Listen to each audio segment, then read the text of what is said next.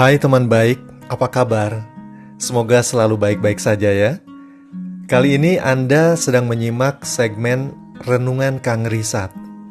Harapan saya, segmen ini bisa membuat Anda, saya, kita semua terinspirasi untuk melakukan sesuatu yang bermakna dalam menjalani hidup ini. Tema Renungan Kang Risat untuk yang pertama kali ini adalah mati. Teman baik, secara rata-rata kalau manusia dikelompokkan berdasarkan usia, kurang lebih adalah sebagai berikut. Yang disebut balita itu adalah usia 0 hingga 5 tahun. Kanak-kanak usia 6 hingga 11 tahun. Remaja usia 12 hingga 17 tahun. Dewasa 18 hingga 40 tahun.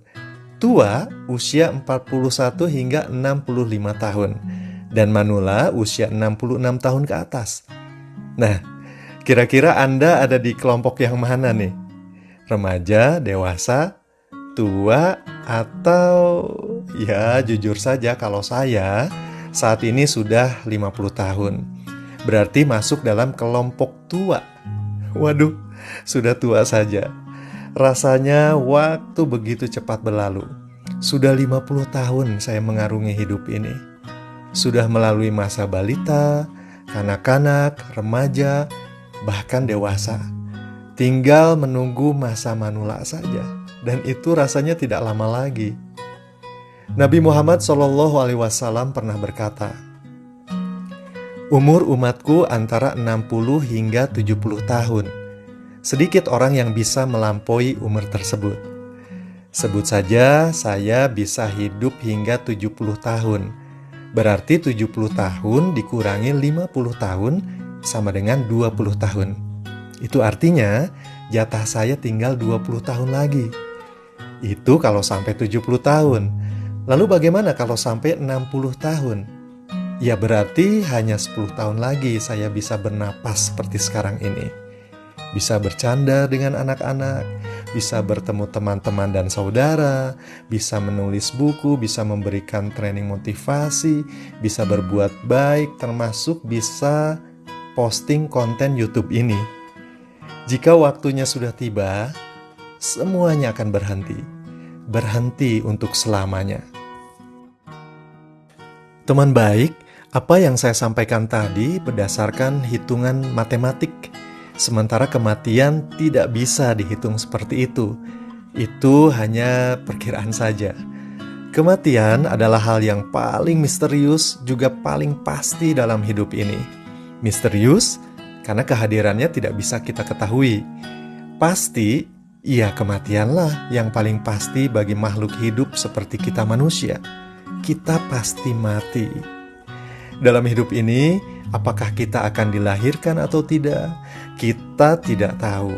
Apakah kita akan menikah atau tidak? Kita tidak tahu. Apakah kita akan sukses atau tidak? Kita juga tidak tahu. Apakah kita akan melakukan ini, akan melakukan itu? Kita tidak tahu.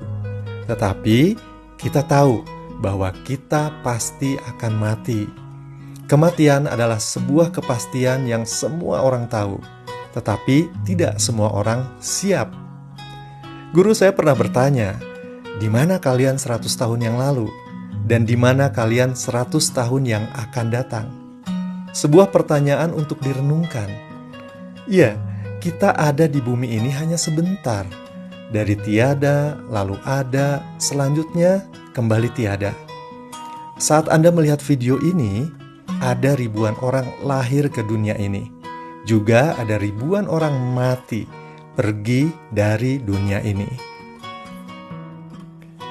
Teman baik, kita semua akan mati, meninggalkan dunia ini, meninggalkan kekasih kita, meninggalkan anak-anak, meninggalkan orang tua, meninggalkan semuanya. Mereka juga akan mati meninggalkan yang lainnya. Kematian adalah tentang dua kenyataan, meninggalkan dan ditinggalkan. Kalau tidak meninggalkan, ya ditinggalkan.